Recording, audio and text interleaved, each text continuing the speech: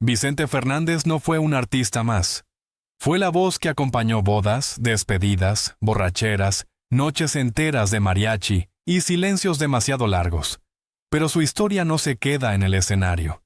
Detrás del hombre de sombrero impecable y traje bordado, había algo mucho más grande.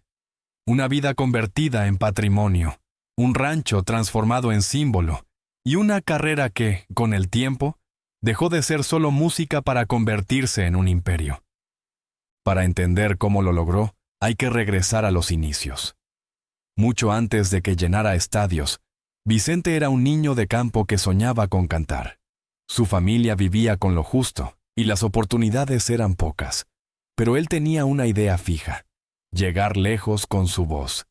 Cantó en restaurantes, en plazas, en cualquier lugar donde hubiera gente dispuesta a escucharlo. No había glamour, no había reflectores, había insistencia. Había hambre de futuro. Esa constancia fue la que lo llevó a la radio en Guadalajara, después a la Ciudad de México y finalmente al lugar donde pocos llegan: la cima de la música ranchera.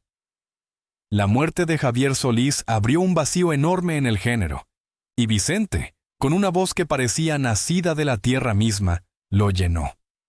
De ahí en adelante, la historia se cuenta sola: discos, películas, giras, reconocimiento mundial.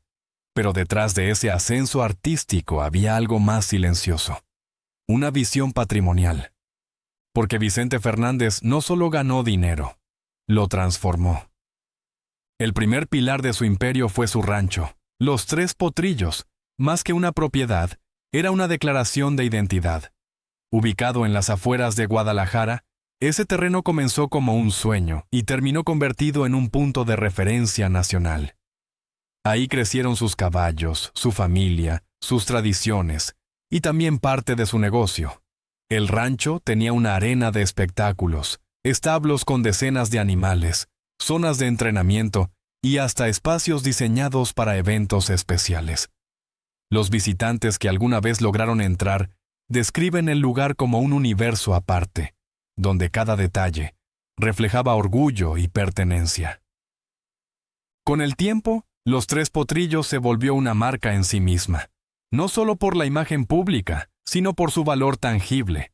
El terreno, las construcciones, la infraestructura ecuestre, todo sumaba.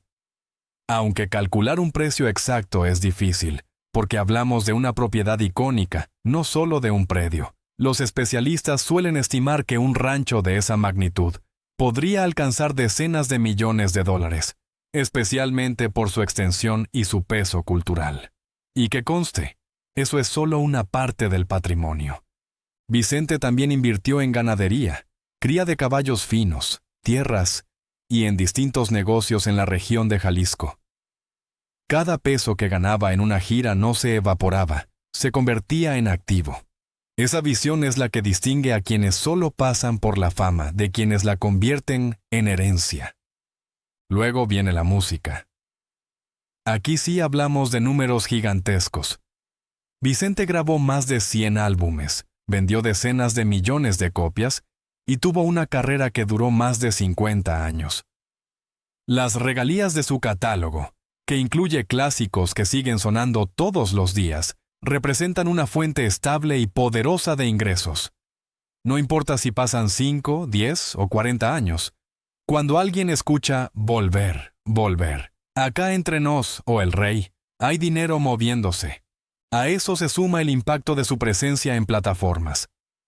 En plena era digital, Vicente seguía acumulando reproducciones millonarias, nuevas audiencias y licencias de uso en series, películas y eventos internacionales.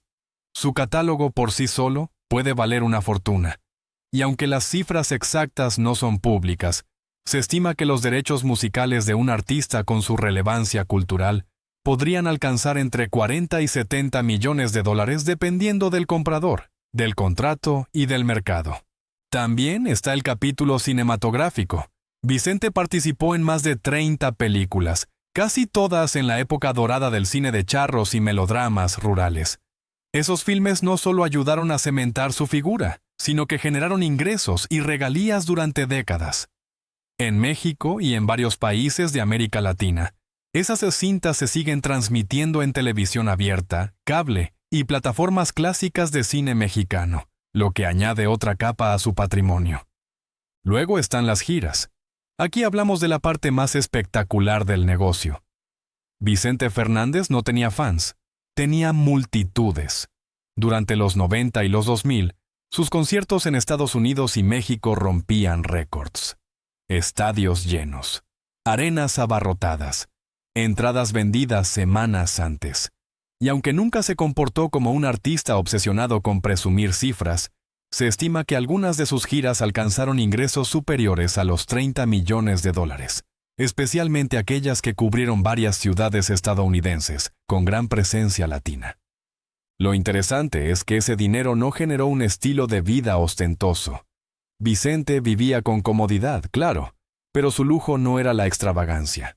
Era el espacio, el rancho, los caballos, la familia reunida. Ahí estaba su riqueza real. Y sin embargo, el valor acumulado era enorme.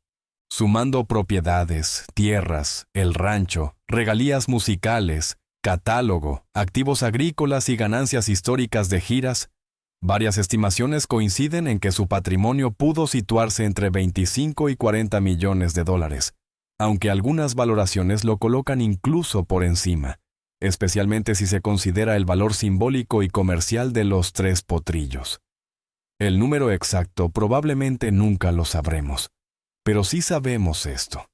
Vicente construyó un patrimonio que no dependía de una sola fuente. Diversificó, cuidó, protegió y amplió. Y aquí está la parte más sorprendente. Nada de esto nació del deseo de ser empresario.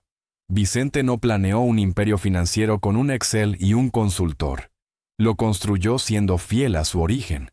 Su riqueza creció alrededor de su identidad. Por eso su rancho no fue una mansión, sino una extensión de su historia. Por eso sus inversiones no fueron caprichos, sino decisiones que reforzaban su entorno. Y por eso su legado hoy no se entiende como una fortuna fría, sino como un símbolo cultural que sigue vivo. Cuando Vicente murió en 2021, México no perdió solo a un músico. Perdió a un referente emocional que había acompañado varias generaciones.